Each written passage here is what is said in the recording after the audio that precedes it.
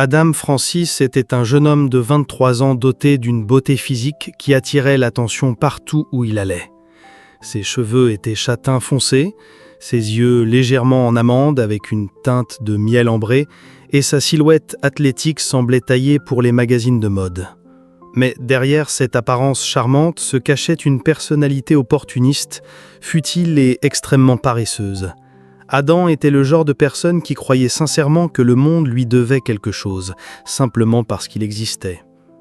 Pendant une grande partie de sa vie, Adam fut entretenu par ses parents. Ils l'avaient choyé, nourrissant l'espoir qu'avec le temps, leur fils gagnerait en maturité et prendrait les rênes de sa propre vie. Cependant, le temps passa, et tout ce qui grandissait chez Adam était son apathie envers la vie adulte et les responsabilités. Il se réveillait tard, passait ses journées à jouer aux jeux vidéo ou à sortir avec des amis, lorsqu'un d'eux acceptait de payer sa boisson, et il riait à l'idée de devoir se lever tôt pour remplir un quelconque emploi. Mais les parents d'Adam n'étaient pas éternellement patients. Après des années à subvenir aux besoins de leur fils, ils atteignirent leurs limites. La conversation fut sérieuse. Son père, au visage ferme, lui annonça que le temps de la dépendance était révolu et qu'il avait 6 semaines pour trouver un emploi et quitter la maison. Sa mère, bien que plus émotive, approuva la décision. Pour la première fois, Adam se retrouvait face à une réalité qu'il avait toujours fui, travailler et se prendre en charge. Sous la pression de ses parents, Adam chercha un emploi quelconque, et le premier qu'il trouva fut dans un petit café du centre-ville. Le salaire était bas, les heures longues, et il détestait chaque seconde passée là-bas. Chaque jour, il arrivait en star, inventant des excuses ridicules, allant du « le bus a eu du retard » à « j'ai une crise de sinusite ». Il ne faisait jamais preuve de gentillesse envers les clients et se disputait fréquemment avec ses collègues, fatigués de sa mauvaise volonté. Malgré cela, Adam restait insatisfait. Son rêve était de vivre dans le luxe, vêtements de créateurs, montres coûteuses, fêtes exclusives, voyages vers des lieux paradisiaques, mais son portefeuille, invariablement vide, lui rappelait la vie ordinaire qu'il menait. Il ne l'acceptait pas. Il refusait d'être invisible. Il croyait que sa beauté méritait d'être récompensée, comme si le monde lui devait une vie de privilège simplement en raison de son apparence. Ainsi, il refusait de dépenser le peu qu'il gagnait. Il trouvait toujours un moyen pour que d'autres payent ses sorties. Parfois, c'était un ami naïf, d'autres fois une fille rencontrée sur une application de rencontre qu'il parvenait à manipuler. Mais avec le temps, même cela se fit rare. La vie d'Adam se résumait à un cycle frustrant. Maison, travail, travail, maison. Jusqu'à ce que quelque chose, ou plutôt quelqu'un, vienne tout changer. Un après-midi apparemment banal, Adam était au comptoir du café, aussi ennuyé que d'habitude. Le flux de clients était typique, employés de bureau, étudiants avec leur sac à dos, quelques personnes âgées à la recherche d'un café réconfortant. Rien de nouveau. Mais ce jour-là, une voiture noire et luxueuse se gara devant le lieu. Le chauffeur descendit, se dirigea vers la porte arrière et l'ouvrit avec une élégance extrême. Et elle sortit.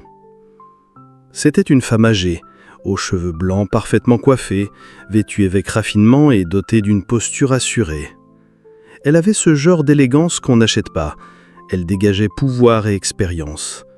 Ses yeux étaient paisibles, mais portaient une autorité silencieuse. Adam fut intrigué. Il n'était pas courant de voir quelqu'un d'un tel niveau de sophistication entrer dans ce café. Elle entra, comme n'importe quel client, et attendit dans la file. Contrairement à son habitude, Adam leva les yeux vers le visage de la prochaine personne et vit cette dame distinguée. Son comportement changea aussitôt. L'expression de mépris habituelle disparut pour laisser place à un sourire presque théâtral. D'un ton forcé et doux, il dit « Bonjour, que puis-je faire pour vous en ce bel après-midi » La femme répondit avec un sourire discret « Un espresso, s'il vous plaît, et un thé pour mon chauffeur. » Adam s'empressa de préparer les commandes, chose qu'il ne faisait jamais. Il avait l'habitude de déléguer cette tâche à ses collègues du comptoir, mais cette fois c'était lui-même qui servit les boissons. Lorsqu'il les apporta, il regarda la dame dans les yeux et tenta un léger flirt. « Vous savez, vu votre posture et votre élégance, il est évident que vous êtes une femme d'affaires. Je ne sais pas si vous pouvez m'aider, mais j'ai l'impression de gaspiller mon potentiel ici. Si vous connaissez une opportunité, j'accepte n'importe quelle fonction. j'ai soif de progresser. » Elle l'observa avec attention. Elle ne s'attendait pas à entendre cela en commandant un café, mais elle vit en ce jeune homme quelque chose de déterminé, ou peut-être de désespéré. Elle ouvrit lentement son bag, en sortit une carte et lui tendit. « Contactez-moi demain matin, nous parlerons. » Et elle partit, laissant derrière elle un parfum subtil de fragrance coûteuse et un silence résonnant dans l'âme d'Adam. Pour la première fois depuis des années, il ressentit quelque chose qui ressemblait à de l'espoir. Le lendemain matin, Adam se leva tôt, chose rare, et appela le numéro inscrit sur la carte. Une secrétaire répondit d'une voix formelle. « Bureau de Mademoiselle Judy, bonjour. Que puis-je faire pour vous ?» Adam expliqua qu'il avait reçu la carte d'elle la veille. La secrétaire semblait déjà au courant. « Ah oui, elle a dit que vous appelleriez. Nous pouvons fixer un entretien pour demain à 16h. » « Bien sûr, répondit-il enthousiaste, même s'il ne savait pas du tout pour quel poste il postulait. Le jour de l'entretien, il arriva si en avance que les bureaux n'étaient même pas encore ouverts. Malgré cela, il réussit à être reçu par Mademoiselle Judy, en personne, qui n'avait pas l'habitude de mener les entretiens, mais fit une exception. Il fut convaincant, éloquent, et pour la première fois, semblait mettre toute son énergie dans quelque chose. Mademoiselle Judy fut charmée, non pas par sa beauté, mais par la manière dont il s'exprimait, par son enthousiasme sincère à vouloir une opportunité et changer de vie. Il y avait quelque chose de magnétique dans la façon dont Adam menait la conversation. Ainsi, elle l'embaucha le jour même. Le secteur, les ventes. La fonction, représenter l'entreprise en visitant de grandes entreprises pour leur proposer les produits. Ce qu'Adam ignorait réellement, c'était l'envergure réelle de la femme qui était désormais sa patronne. Judy était l'une des femmes d'affaires les plus prospères du secteur sportif. Elle avait repris l'empire de son mari après sa mort il y a plus de 13 ans. Elle n'avait jamais eu d'intérêt pour ce domaine, mais avait fait croître l'entreprise comme jamais auparavant. Le succès semblait la suivre, même sans expérience. Curieux, Adam observa les photos accrochées au mur du bureau. Il y voyait des images d'elle aux côtés de son défunt mari, tous deux plus jeunes, toujours souriants. Et alors, il remarqua, Judy ne portait pas d'alliance. Il en conclut qu'en plus d'être veuve, elle était probablement seule. Et là, comme si une ampoule s'était allumée dans son esprit, un plan commençait à se former.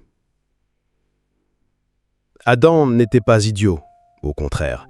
Il était suffisamment malin pour repérer les failles chez les gens et les utiliser à son avantage. En observant cette femme qu'il avait embauchée, qui lui faisait confiance, qui le complimentait devant tous ses collègues, il vit une opportunité.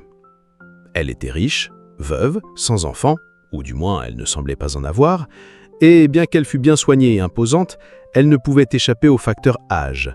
Ses cheveux étaient gris, sa peau portait les marques du temps, et sa posture, bien qu'élégante, trahissait les années déjà lourdes sur son corps.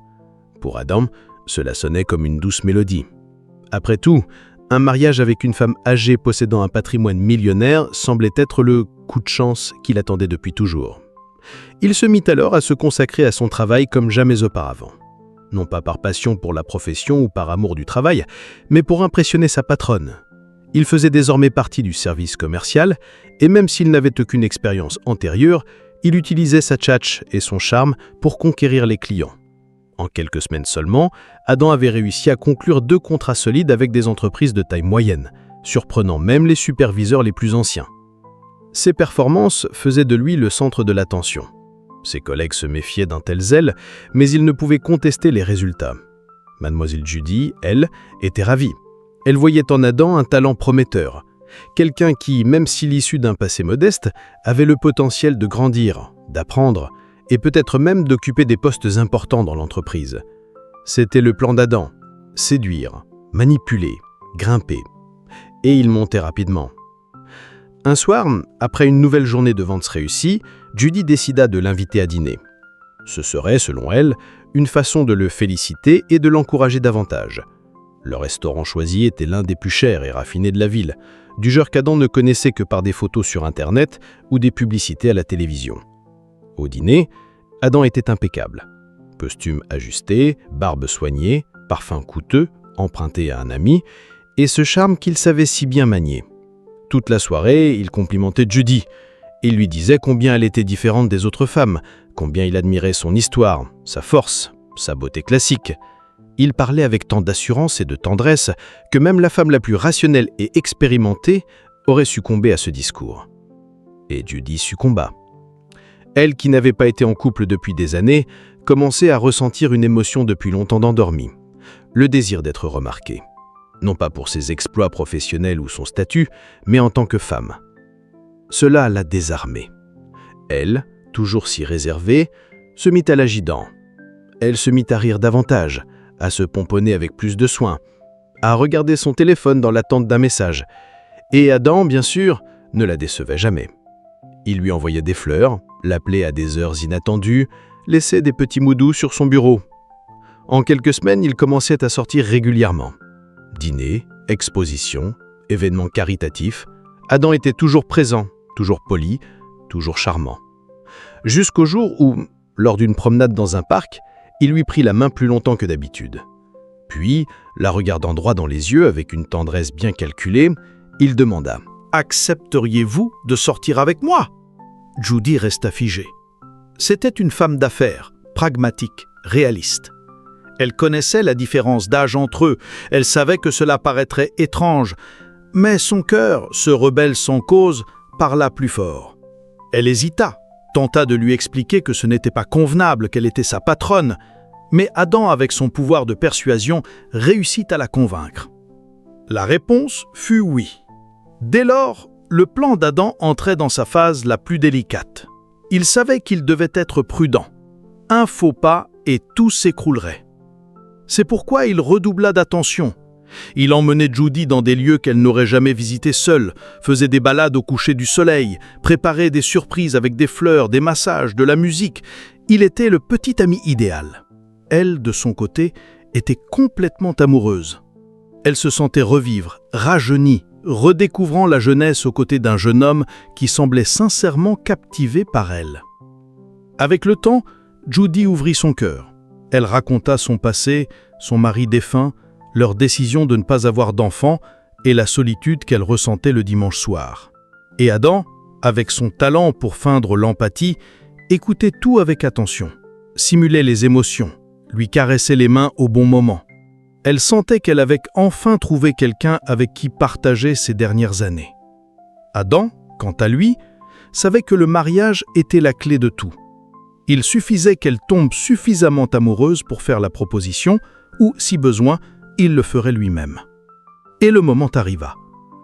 Judy prépara un week-end spécial. Pour la première fois depuis des années, elle décida de faire une extravagance. Elle loua la suite la plus luxueuse de l'hôtel le plus prestigieux de la ville et envoya chercher Adam en hélicoptère. Il n'en croyait pas ses yeux. Il vivait enfin ce qu'il avait toujours rêvé, luxe, statut, pouvoir. Sur la terrasse, au coucher du soleil, elle le regarda dans les yeux, émue, et dit « Adam, accepterais-tu de m'épouser ?» Il n'eut même pas besoin de simuler la surprise, il l'était réellement. Jamais il n'aurait pensé qu'elle ferait le premier pas. Mais le oui sortit de sa bouche comme un réflexe. Judy sourit, les yeux en larmes, et le serra fort dans ses bras. Le plan avait fonctionné. Mais Adam ignorait que, malgré l'amour, la dame commençait à remarquer certaines failles. Après la demande en mariage faite par Judy sur la terrasse de cette luxueuse suite, la vie d'Adam semblait enfin s'aligner sur ses rêves les plus ambitieux. Le jeune homme avait du mal à contenir son excitation, bien qu'il la dissimulât sous un vernis de romantisme et de fausse modestie. Il venait d'être officiellement accepté par une des femmes les plus influentes du pays, détentrice d'une fortune colossale et d'un empire entrepreneurial respecté à l'échelle nationale. Le mariage ne tarda pas. Malgré sa richesse, Judy opta pour une cérémonie simple, intime, limitée à quelques invités triés sur le volet. Pas de faste, seulement un dîner discret dans sa propre maison. Elle avait toujours été ainsi, pragmatique, discrète et peu attirée par les démonstrations. Adam, de son côté, pensait mériter quelque chose de plus grandiose, mais il ne protesta pas. Il savait que l'essentiel était de signer ce contrat matrimonial. Une fois les documents officiels signés, Adam se sentit véritablement maître du jeu. Il adopta rapidement une posture de magnat. Il commença à porter des vêtements hors de prix, de marques internationales, des montres serrées en diamants, des parfums français, et à fréquenter des lieux qu'il n'aurait jamais imaginé pouvoir atteindre. En peu de temps, il était reconnu dans les restaurants huppés et les boutiques de luxe. Il vivait la vie qu'il avait fantasmée depuis l'adolescence. Mais ce que Adam ignorait ou choisissait d'ignorer par arrogance, c'est que Judy, malgré l'amour qu'elle ressentait, n'était pas naïve. C'était une femme d'expérience qui avait traversé le deuil, des pertes, des déceptions et des épreuves majeures. Quand son premier mari était décédé, beaucoup pensaient qu'elle vendrait l'entreprise et vivrait de ses rentes. Mais contre toute attente, elle en avait pris les rênes et l'avait développée au-delà de toutes espérances. Et c'est justement cette intuition, affinée par les années, qui commença à l'alerter. La première étincelle de méfiance surgit le week-end même de la demande en mariage. Adam, en répondant au personnel de l'hôtel venu livrer un cadeau de bienvenue, s'était montré brusque, impatient, presque agressif. Judy l'avait observé à distance. Son cœur tenta de relativiser l'incident, pensant qu'il s'agissait peut-être d'un simple malentendu, mais l'épisode resta gravé dans sa mémoire. Puis, d'autres signes s'accumulèrent. Adam passait des heures hors de la maison, sous prétexte de réunions importantes ou d'événements professionnels. Il prétendait vouloir améliorer ses performances et élargir son réseau, mais il ne rentrait jamais épuisé. Au contraire, il rentrait toujours avec le sourire, des sacs de shopping et des récits improbables. Il devenait difficile de ne pas remarquer le volume d'argent qu'il dépensait chaque semaine. Bien que Judy ne surveillait pas fréquemment ses relevés bancaires, elle faisait une confiance aveugle à ses gestionnaires financiers et n'était pas obsédée par les chiffres, c'est son propre banquier qui l'appela inquiet. Jamais il n'avait vu autant de dépenses concentrées en si peu de temps. Les cartes de crédit personnelles et professionnelles étaient utilisées de façon anormale. Achats de bijoux, dîners dans des restaurants haut de gamme, séjours dans des hôtels de luxe. Tout cela en dehors des habitudes de la cliente. L'alerte fut donnée. Malgré la douleur qu'elle ressentait, Judy savait ce qu'elle devait faire. Elle était une femme rationnelle, même au cœur de la passion. Elle avait déjà connu sa dose de naïveté dans sa jeunesse, mais à presque 75 ans, elle ne pouvait plus se permettre de se tromper. Elle prit alors contact avec un vieil ami, un détective privé de confiance. Elle ne voulait pas croire ce qu'elle soupçonnait, mais elle avait besoin de preuves. Et le détective ne la déçut pas. En seulement quelques semaines, il rassembla des photos, des enregistrements, des rapports et des suivis détaillés. Le résultat fut dévastateur. Adam, qui avait été transféré dans une autre filiale de l'entreprise pour superviser des équipes en récompense de ses résultats, n'y avait pas mis les pieds depuis des semaines. Alors qu'il prétendait être en réunion ou en visite client, il retrouvait une jeune femme avec qui il passait des après-midi entiers dans des hôtels, bars et restaurants. Il utilisait la carte de l'entreprise pour payer les dîners de sa maîtresse, ses cadeaux luxueux et même des escapades de week-end. La déception de Judy fut si profonde que les mots ne suffisent pas à la décrire. Elle se sentit trahie, une fois de plus par quelqu'un en qui elle avait mis toute sa confiance.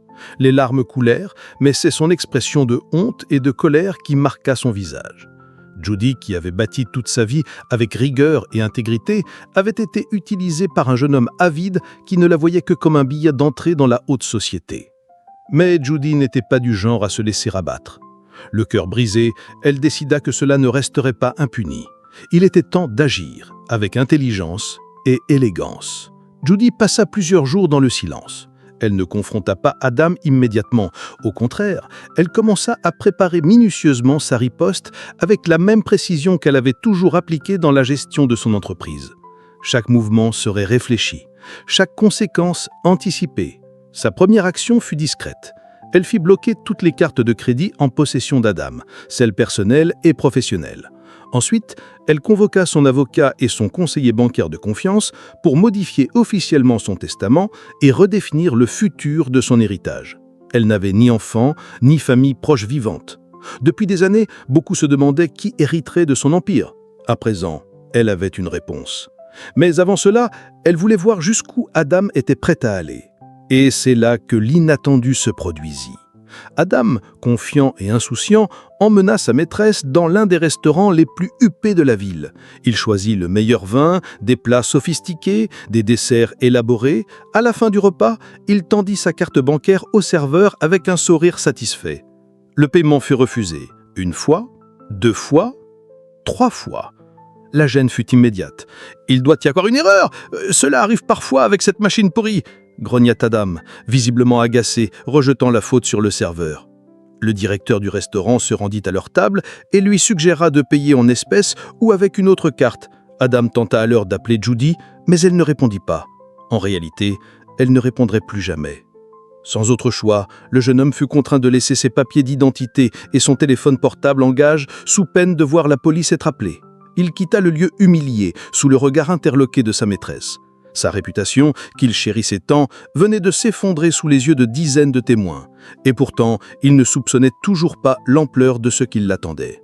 Le lendemain matin, de retour à la maison, Adam accusa Judy. « C'était quoi ce cirque hier soir? Pourquoi mes cartes sont-elles bloquées? J'ai essayé de t'appeler et tu n'as pas répondu. » Avec un calme désarmant, elle lui répondit « Il doit y avoir un problème de la banque, mon chéri. J'appellerai pour régler ça. » Son ton était si serein que Adam, un instant, en fut presque rassuré. Mais l'angoisse l'envahissait. Il sentait que quelque chose lui échappait. Ce matin-là, Judy se rendit effectivement à la banque. Non pas pour résoudre un problème de carte bancaire, mais pour finaliser les modifications de son testament. Elle confia également une lettre personnelle et scellée à son fidèle chauffeur, avec des instructions très précises. Elle préparait la fin de l'histoire. Cependant, Judy portait un secret bien plus lourd. Peu de gens le savaient, mais elle luttait contre un cancer depuis 3 ans. Le diagnostic avait été un choc, et malgré les traitements, les phases d'amélioration et les rechutes, elle savait que son temps était compté. C'est aussi pour cela qu'elle avait accepté d'ouvrir son cœur à Adam. Elle voulait revivre une dernière fois l'émotion d'aimer. Mais elle fut trahie de la pire des manières.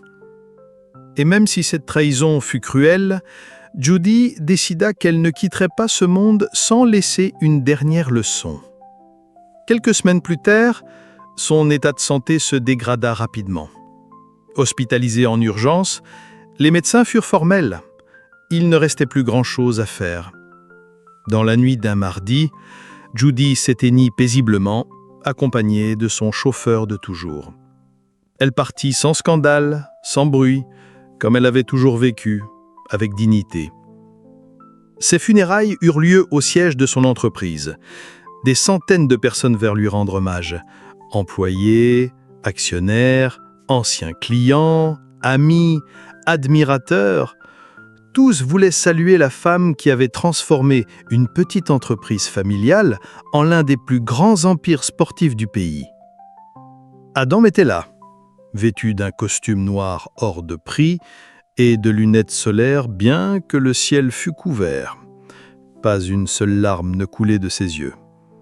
Il était plus préoccupé par les détails de l'héritage que par la mémoire de son épouse. Pour lui, c'était le moment de la transition. Il allait passer de jeune époux à héritier millionnaire. Alors que les invités étaient encore émus par le contenu du testament, Judy avait réservé une dernière surprise. L'avocat prit une inspiration, regarda la page suivante et déclara « Et pour finir, Madame Judy a souhaité adresser quelques mots à son mari Adam Francis. » Le silence fut total. Tous les regards se tournèrent vers Adam. Il esquissa un sourire narquois, releva les sourcils et se redressa légèrement sur sa chaise, comme s'il s'apprêtait à recevoir son grand prix. L'avocat lut alors « Cher Adam, je sais qu'en ce moment, tout le monde s'attend à ce que tu reçoives la plus grande part de mon héritage. Après tout, tu étais mon mari. Tu as été à mes côtés pendant les derniers mois de ma vie. Et c'est vrai, tu m'as offert des expériences uniques. Tu m'as emmené dans des endroits que je n'aurais jamais visités seul. Et tu m'as fait goûter une jeunesse que je croyais avoir perdue depuis longtemps. Pour cela, il ne serait pas juste de dire que tu ne m'as rien donné. Tu m'as donné des sourires. Tu m'as donné des souvenirs. Et sans même t'en rendre compte, tu m'as donné de la clarté. Une clarté sur qui je suis vraiment, et sur qui tu es vraiment. C'est pourquoi je te laisse quelque chose de très spécial. Une clé. Une seule. Cette clé ouvre un coffre dans la banque centrale de la ville, un endroit sûr et réservé, où j'ai déposé un cadeau pour toi. Un cadeau qui porte exactement la valeur que tu as donnée à notre mariage. Avec tout mon amour, Judy. Un murmure parcourut la salle. Les invités échangèrent des regards. Adam, lui, dut se retenir pour ne pas éclater de rire. Elle était encore plus folle de moi que je le pensais, pensa-t-il. 2 jours plus tard, vêtu de son plus beau costume et abordant un air triomphant, Adam se rendit à la banque. Le directeur l'accueillit avec courtoisie, l'informa que tout avait été préparé selon les directives de sa défunte épouse et le conduisit à l'étage sécurisé des coffres privés. Le coffre était massif, ancien, renforcé par de l'acier. Adam serra la clé, les mains tremblantes d'excitation. Il s'attendait à y découvrir une collection de bijoux, des documents de propriété, des lingots d'or ou quelques trésors inestimables. Mais à l'ouverture, son cœur manqua un battement. À l'intérieur, il n'y avait qu'un petit gobelet de café espresso désormais froid, recouvert d'une fine pellicule sombre à sa surface. Juste à côté, un billet manuscrit sur un papier élégant. « J'espère que tu apprécieras le goût amer. Avec tendresse, ta défunte épouse. » Adam s'effondra sur le banc derrière lui. Le billet tremblait entre ses doigts. Le café, le souvenir. C'était la même commande que Judy avait passée le jour de leur rencontre, dans le petit café du centre-ville. Le geste était profondément symbolique et ravageur. Judy savait. Elle avait toujours su les intentions d'Adam. Elle avait compris qu'il le manipulait, mais au lieu de le confronter, elle avait décidé de le laisser goûter à sa propre médecine, et elle l'a fait avec élégance, calme et cruauté raffinée. Le goût amer ne venait pas du café, il venait de la conscience. En sortant de la banque, titubant, Adam était en état de choc. Son image était ternie, sa réputation de jeune veuf millionnaire avait disparu. Rapidement, les journaux publièrent des articles sur l'héritage de l'entrepreneuse, la fondation créée, le testament lu en public. Beaucoup de ses collègues et connaissances, en recoupant les informations, comprirent qu'Adam avait été démasqué depuis bien longtemps. Son nom devint synonyme d'opportunisme et de trahison. Les entreprises refusèrent de l'embaucher, ses amis s'éloignèrent, même sa maîtresse le quitta. Il tenta de sauver les apparences, mais il était déjà trop tard. Il devint la risée de l'Internet. Des mèmes circulaient avec des phrases comme « Un café ? Oui, mais amer, comme le plan d'Adam ». Petit à petit, il perdit tout. Plus de travail, plus d'argent, plus d'amour, plus de statut. Et le café où tout avait commencé ? Même là, il ne fut pas accepté. Le gérant, en le voyant entrer, déclara d'un ton sec « Ici, on ne sert pas les escrocs ». Quelques mois plus tard, on le vit dormir dans un foyer pour sans-abri. Ses vêtements de luxe avaient été revendus, ses montres échangées contre des repas. Celui qui rêvait de devenir millionnaire vivait désormais de la charité des autres. Mais il y avait une chose que ni le temps, ni la honte, ni la pauvreté ne pouvaient effacer. La leçon de Judy. Elle, qui était partie blessée mais digne, avait bien plus laissé qu'un testament. Elle avait laissé un message, une justice symbolique et un dernier mot inoubliable. Le goût amer qu'Adam ressentit ce jour-là ne quitterait jamais sa bouche. Et nous, lecteurs de cette histoire, emportons avec nous cette vérité. Tout ce qui brille n'est pas or, et même le plan le plus parfait peut se retourner contre nous. Si cette histoire vous a touché, pensez à la partager, à liker et à découvrir nos autres récits inspirants. À très bientôt pour une nouvelle leçon de vie.